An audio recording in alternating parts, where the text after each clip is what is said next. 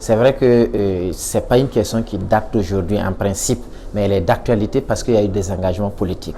Et nous avons l'appel de Macron à Ouagadougou, donc ce qui fait que, comme il y a un engagement, il y a une disposition favorable d'un niveau politique, ce qui a amené les États et même au niveau régional à aussi s'impliquer et à prendre à bras le corps cette question.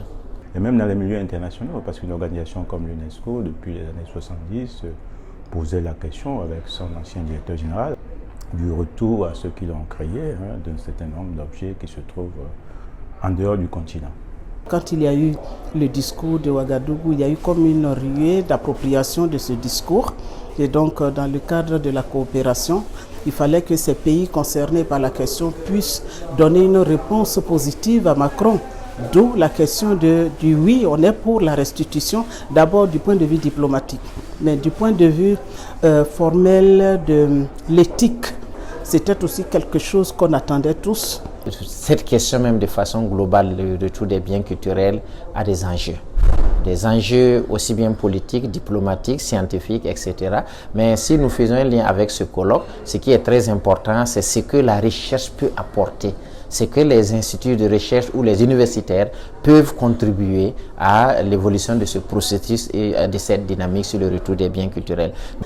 Politique, parce que l'État s'en est approprié pour mettre en place une loi qui sécurisait ces objets, qui leur ont donné aussi un statut d'objet appartenant à l'État français. Donc vous comprenez que si on parle aujourd'hui du retour des objets, ça a une connotation politique, alors culturelle. Dans le cas du musée des civilisations de Côte d'Ivoire, par exemple, il y a un problème de représentativité. Il y a des régions qui sont assez pourvues en objets au niveau du musée et d'autres régions comme au niveau du sud de la Guinée, par exemple, où il n'existe pratiquement plus d'objets. Et en fait, l'absence de référent culturel et patrimonial, c'est comme si on n'en avait tout simplement pas. C'est comme si on était sans racines. Les jeunes Africains n'ont pas d'opportunité d'accès.